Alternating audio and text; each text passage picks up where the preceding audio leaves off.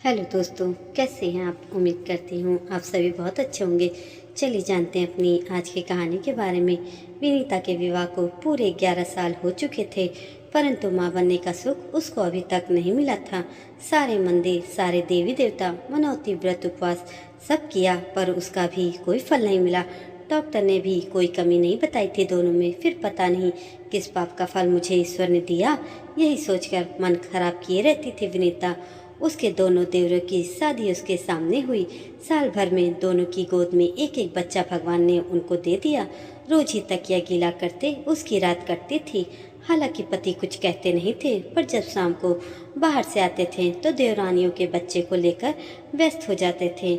उन्हें गोद में लेकर खिलाने लगते थे। तब विनीता का मन बहुत ही कचोटता। खैर, किया भी क्या जा सकता था। ऐसा नहीं कि वह इन बच्चों से प्यार नहीं करती थी, वो तो जान छिड़कती थी उन बच्चों पर, किंतु मन में एक कोना बहुत ही उदास रहता था उसका। समय पंख लगाकर उड़ रहा था। इसी बीच मझले देवर का ट्रांसफर दूसरे शहर हो गया। अब घर में छोटे देवर और देवरानी और उनकी छुटकी बेटी ही थे। अब वो ही उनकी दुनिया बन गई। अचानक उसे पता चला कि छोटी के पांव फिर से भारी हैं। मन में एक बार फिर अपनी कमी का एहसास तो हुआ, पर उसने भगवान की इच्छा के आगे हथियार डाल दिए। एक दिन भोजन करते समय अचानक उसने सुना कि देवर जी देवरानी से कह रहे थे, सीमा, हम अपना दूसरा बच्चा बड़े भैया भाभी को दे देंगे, कैसा रहेगा। विनीता ने सुना तो वो धक से रह गई। क्या ऐसा होगा? क्या सचमुच में किसी बच्चे की माँ बन सकूंगी मैं? अपनी खुशी की रो में वो देवरानी के चेहरे के भाव नहीं देख पाई। दूसरे दिन से वो देवरानी की और ज्यादा देखभाल करने लगी। विनीता इतनी खुश थी मानो वो खुद ही माँ बन रही हो। उसने छिप छिप कर नए बच्चे के लिए कपड़े, मोजा, टोपा सब बना लिया।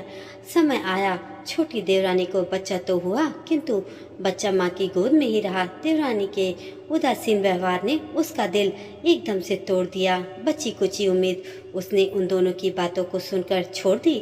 जब देवर अपनी पत्नी को समझा रहे थे, क्या हुआ अगर हम भाभी को बच्चा दे दे तो, और देवरानी का कहना था कि भाई बच्चा तो घर में ही रहेगा, मेरे पास रहे या उनके, मैं पूरा पूरा बच्चा अपने अपने बच्चे को किसी को नहीं दे सकती हूँ। बस सारा सपना टूट गया माँ बनने का। कुछ दिनों बाद फिर खबर आई कि मझली देवरानी भी माँ बनने वाली है। फोन पर खूब बधाई दी विनीता ने।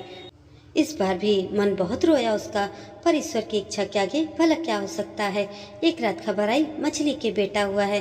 दरअसल मछली देवरानी को इस बार कुछ कॉम्प्लिकेशन होने के कारण डॉक्टर ने ट्रेवल करने से मना कर दिया था, तो उन लोगों ने वहीं अपने शहर में ही डिलीवरी कराने का फैसला कर लिया था। रात को फोन पर देवर ने कहा, भाभी आप सबको लेकर आ जाइए, अगले हफ्ते हम लोग बच्चे का फंक्शन रख रहे हैं। तब मन ही मन रोते रोते उसने यात्रा पूरी करने का इरादा की बनाया। छोटे देवर, उसके दोनों बच्चे, पति, सास सब थे साथ में, बस वो ही किसी के साथ नहीं थी। मेरा जीवन तो निरर्थक हो गया भगवान, तुमने मेरी कभी नहीं सुनी। हर गुजरते मंदिर के आगे वे ऐसा ही बुदबुदाती। शाम तक वो सबके साथ मछली के घर पहुंच चुकी थी। लंबा चौड़ा आयोजन, खूब लोग बाग जमा थे, लेकिन उससे कोई भी ठीक से बात नहीं कर रहा था। कुछ औरतें तो कानाफूसी भी कर रही थी। पति भी आकर काम में रम गए, वो ही अकेली निठल्ली सी बैठी थी। तभी एक स्त्री ने आकर कहा, आप विनीता जी हैं? जी हाँ, चलिए आप, कहकर वो औरत विनीता को एक कमरे में ले गई। वहाँ मछली देवरानी बच्चे के साथ लेटी थी।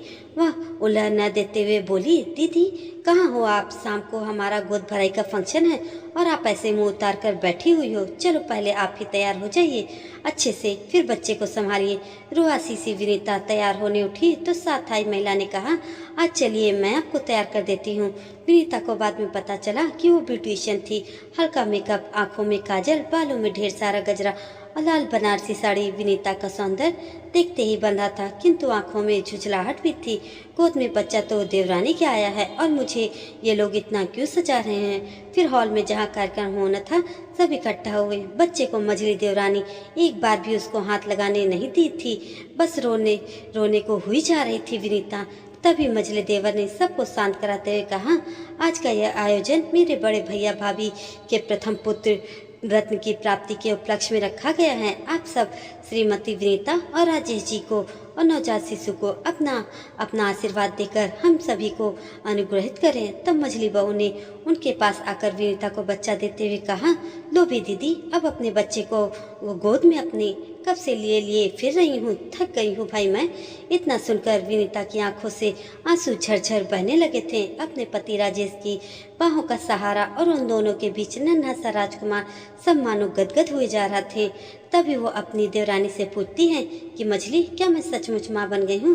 तभी तालियों का शोर, सबके मुस्कुराहटते चेहरे, मझले देवर देवरानी की पुलकित मुस्कान यही तो कह रही थी कि वो माँ बन गई है। आज वो सच में माँ बन गई है। दोस्तों, अगर ये छोटी सी स्टोरी आपके दिल को छू गई हो तो एक लाइक ज़रूर करें और ऐसी ही और कहानियों के लिए मेरे चैनल को सब्सक्राइब भी कर दीजिएगा। धन्यवाद।